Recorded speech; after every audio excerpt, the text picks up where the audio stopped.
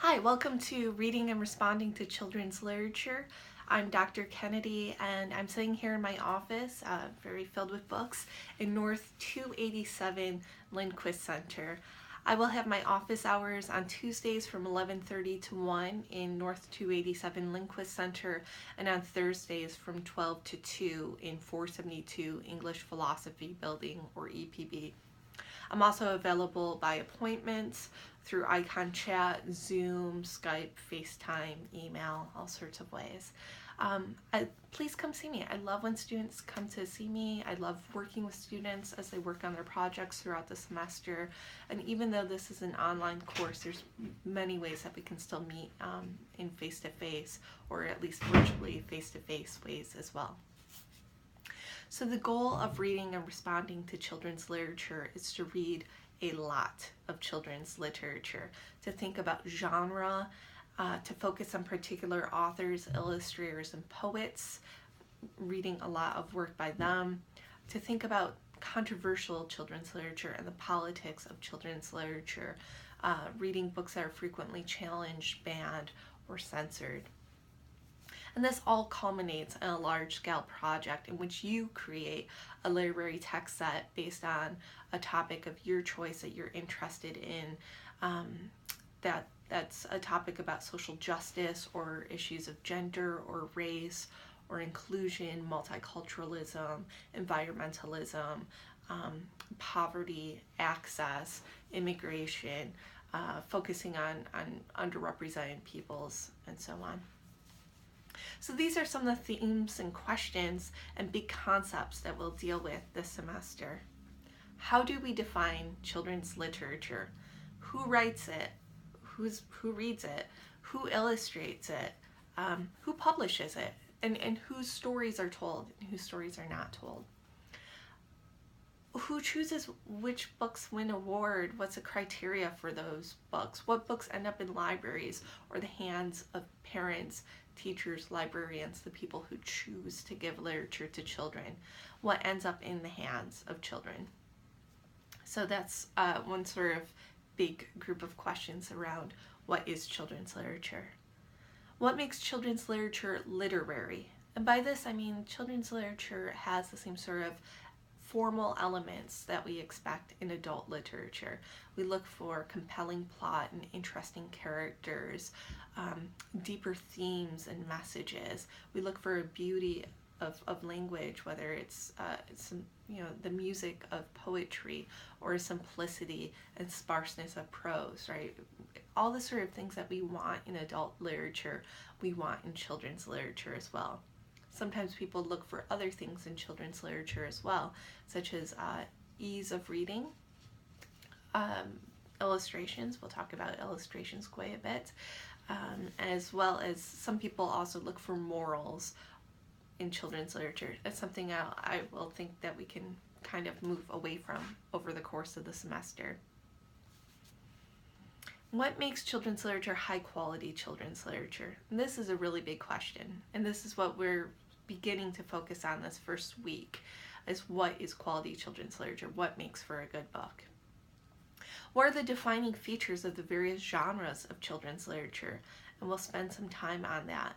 This is not a methods class.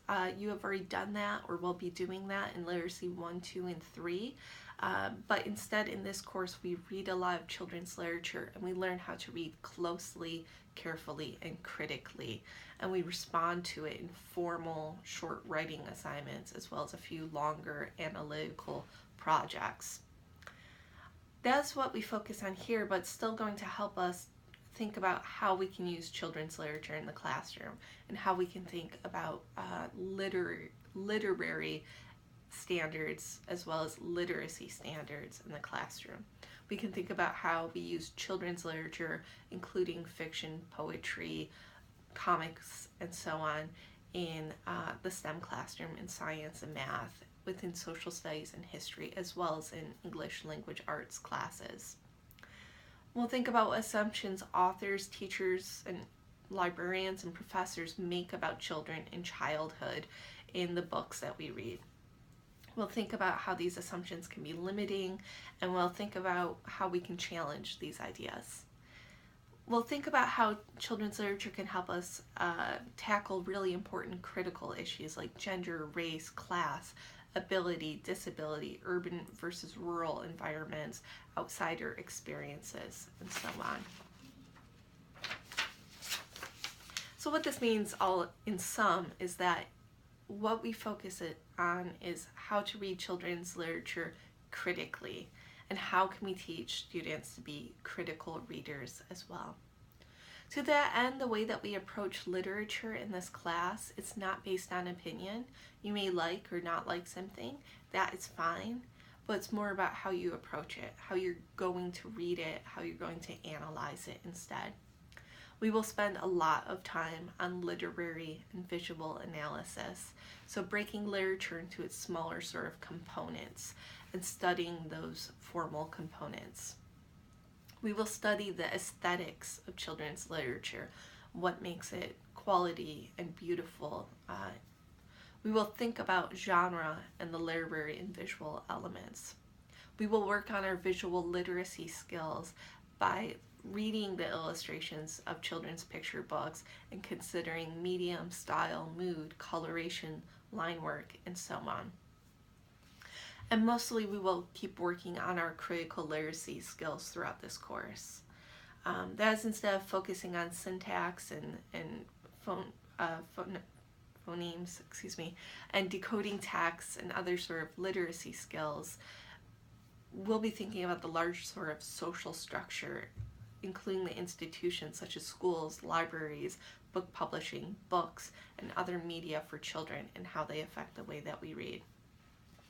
So by reading through a critical literacy approach, we become aware of who is represented in children's literature and who is not, who's given a voice, even if we have a diverse group of children, who's even the main character who's speaking. We'll think about how marginalized characters are depicted in children's literature. We will actively search for and read books written and illustrated by people of color, LGBTQ plus people, people with disabilities, immigrant writers, and other marginalized people. And we'll be looking for children's literature that depicts those, that's inclusive and depicts diverse backgrounds as well. We will analyze children's literature critically to uncover deeper themes and issues that pertain to issues of race, gender, class, nationality, and immigration status, multiculturalism, and so on. We will raise questions, and we'll encourage students to raise questions as well about issues of power, equality, and inequality. As we raise these questions, we must consider how the school curriculum reinforces inequality and power imbalance by privileging the contributions, histories, and literature of some peoples while underrepresenting others. We will consider different perspectives, and our approaches, our critical literacy approaches, will be informed by Marxist, feminist, intersectional, disability, and queer lenses through which we read children's literature. We will understand how the messages we see in advertising and social media, depictions in art, whether fine art or book illustrations, comic books, music, classical to pop music, country music to hip hop, how these reinforce or challenge stereotypes and the marginalization of people. We will appreciate that all acts of literacy and all types of literature are political, including who has access to books, who has access to education, who can read and why, and who cannot read and why not, who has access to technologies that helps with their literacy as well. We will discuss how children's literature, therefore, is inherently political. We will consider how critical literacy approaches and connects across the curricula to our understandings of social studies and history, art and music education, sciences and math, and health and physical education. And that will be determined by your interest as well.